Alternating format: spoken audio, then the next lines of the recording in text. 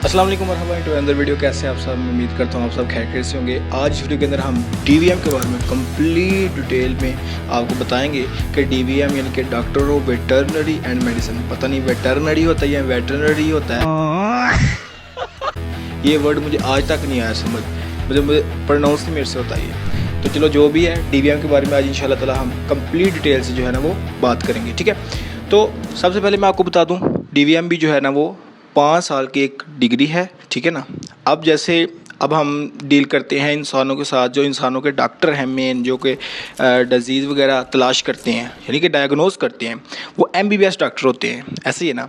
इसी तरह जो एमबीबीएस के लेवल के जो डॉक्टर्स जानवरों के होते हैं ना, वो डीवीएम वाले होते हैं, doctor of veterinary and medicine वाले, ठीक है। तो ये 5 साल की डिग्री है, मैंने आपको ड्यूरेशन इसकी बता दी है। उसके बाद हम इसकी बात करेंगे यूनिवर्सिटीज़ के बारे में। तो यूनिवर्सिटीज़ जो इसकी मेन यूनिवर्सिटीज़ हैं पाकिस्तान के अंदर, उनके बारे में बात करते हैं। तो वो प्राइवेट सेक्टर की अगर हम बात करें तो सबसे पहले लाहौर के अंदर यूनिवर्सिटी ऑफ लाहौर, ठीक है, हजवेरी यूनिवर्सिटी। उसके बाद एक दो और यूनिवर्सिटीज़ हैं जैसे स्पीडियर यूनिवर्सिटी है, ठीक है। तो ये प्राइवेट सेक्टर की यूनिवर्सिटी होगी। और गवर्नमेंट सेक्टर की अगर हम यूनिवर्सिटीज़ की बात करें तो one of the main university of DVM is UVAS, ठीक है, university of veterinary and animal sciences, ठीक है। तो यूवास जो है वो ये डीवीएम का प्रोग्राम ऑफर कर रही है।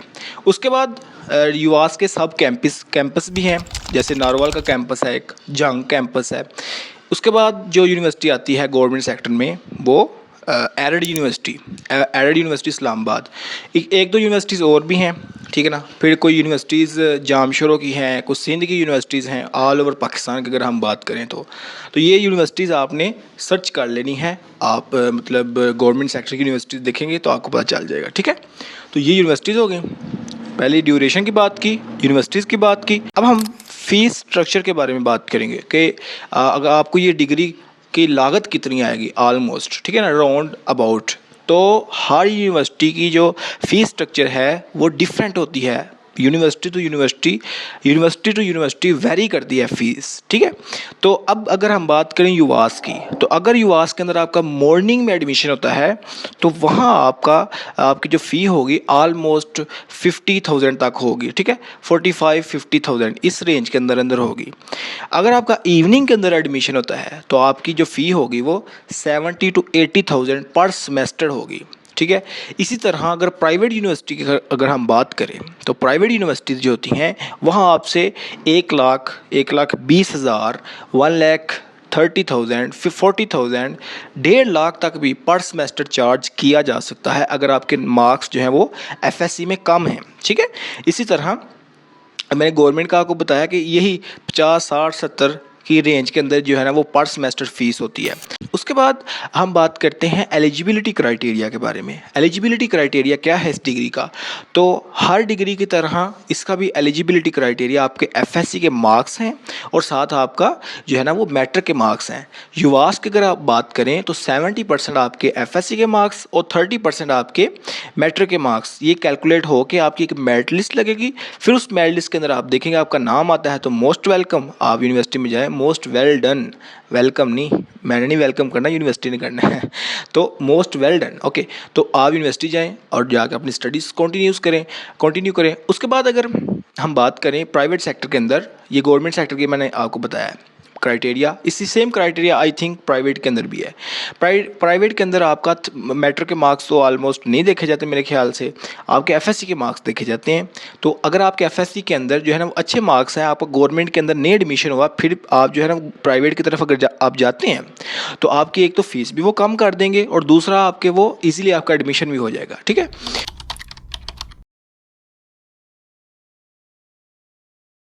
तो आपने लाजमी पहले कोशिश ये करनी है कि गवर्नमेंट के अंदर आप अप्लाई करें। तो ये मैंने आपको जो है ना वो एलिजिबिलिटी के क्राइटेरिया के बारे में बता दिया। अब हम बात करते हैं बुक्स के बारे में, स्टडी मटेरियल के बारे में, ठीक है, जो आपने पढ़ना होता है ये 4-5 सालों के अंदर, ठीक है। तो आपने मेनली जो है ना वो इसके अंदर आपने मेनली पढ़ना होता है एनिमल्स के बारे में, एनिमल्स की एनाटॉमी, एनिमल्स की फिजियोलॉजी, एनिमल्स की जो है ना आपने सारा कुछ बिहेवियर के बारे में आपने पढ़ना होता है एनिमल्स का, ठीक है।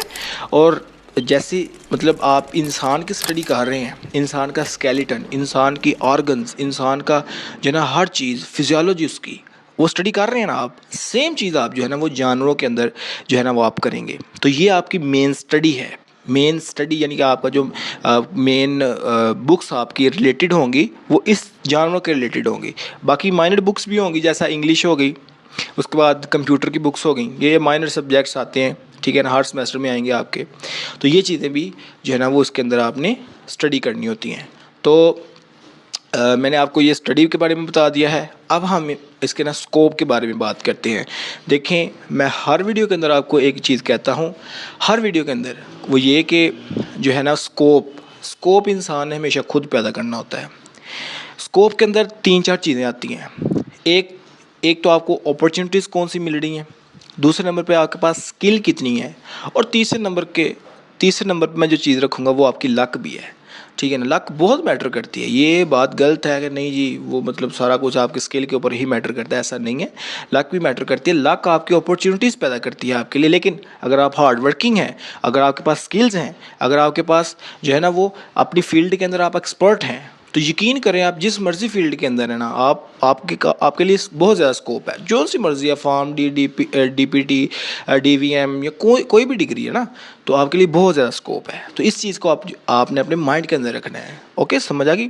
तो ये जो है ना वो मैंने कंप्लीट इन्फॉर्मेशन आपको DVM के बारे में दे दी है। उसके बाद अगर आपका कोई क्वेश्चन है, कोई डिग्री के रिलेटेड आपका क्वेश्चन है, DVM इससे जो है ना आपको कोई चीज़, कोई रहनुमाई आपको चाहिए, कोई इन्फॉर्मेशन आपको चाहिए, तो इंशाल्लाह मैं प्रोवाइड करूँगा। इसके लिए आपको कमेंट करना होगा या मेरे व्हाट्सएप के ऊपर आपको आना होगा, ठीक है। तो ये सारी चीज़ें आपने करनी है फॉलो। तो लास्ट पे आपसे रिक्वेस्ट है, चैनल पर नए हैं तो वीडियो को शेयर करके साथ चैनल को सब्सक्राइब कीजिए। Thank you, stay connected with me and love.